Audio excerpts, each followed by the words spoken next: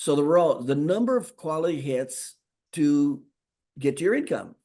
Now, what does quality hits mean? It means how many contacts, and it's not just contacts. So hopefully we're understanding now that you could say the wrong thing.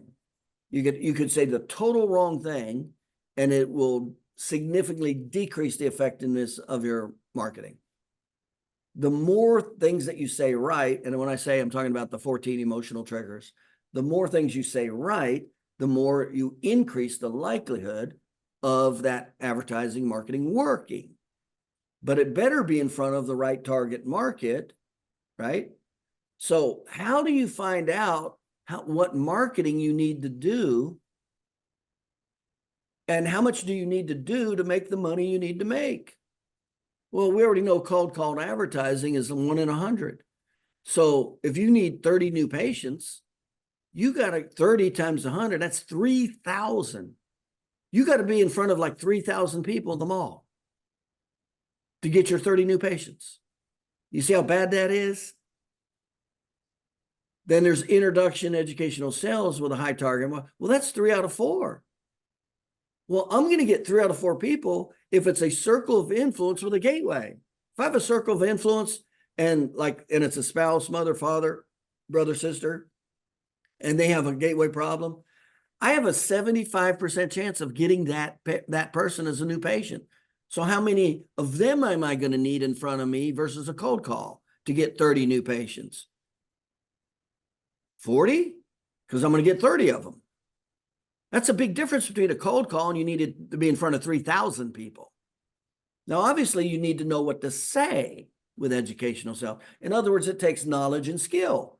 You can't just go out there and go wing it and go, I'm a chiropractor, come see me. I can help that. No, it doesn't work that way. So the greatest results typically are between the 7th and 9th follow-up, the contact. And where do most chiropractors and people stop marketing? After the first contact. There's no follow-up. There's no consecutive follow-up.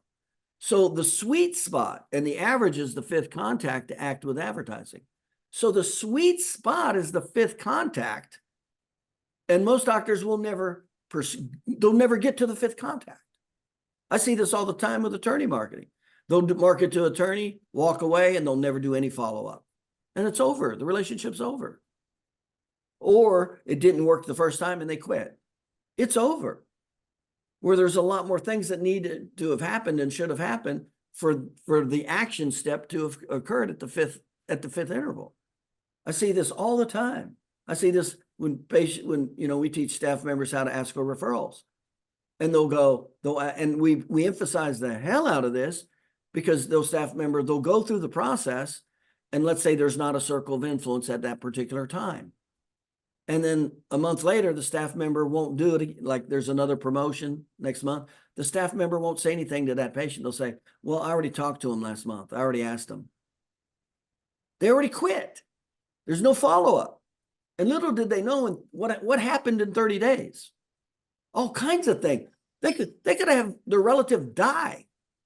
There's all kinds of things that happens in 30 days. So that's why you never can do one. You never, ever can do it one time. And the rule is if you're going to do it, you do it a minimum of 3 times because you increase the effectiveness 50%.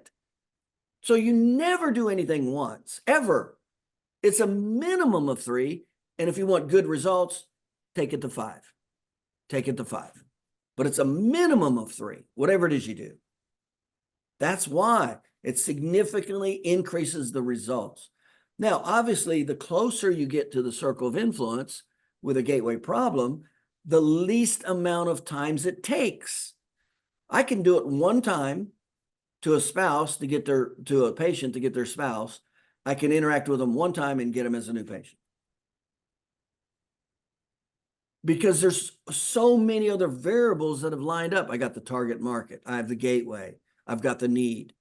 And then I know how to say the right thing to get them in. See? So there's all these variables that you have to learn to put in place to increase the effectiveness, to decrease the amount of effort it takes.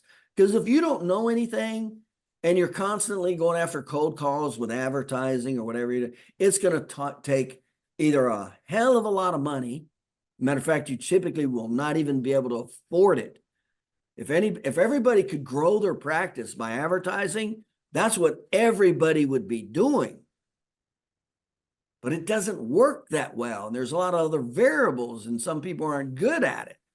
And first of all, you're in a bad situation when you're doing your advertising to cold calls. You're already starting in the worst possible position. So, and that's called Facebook pay-per-click. That's what that's called. So the greatest results, even Google pay-per-click's not a cold call per se. Why? If it's done for the industry keyword, we know that person's looking for a chiropractor. That's not a cold call. We know they're looking for a chiropractor. So the statistics have significantly risen when you do the industry keyword with Google pay-per-click versus Facebook.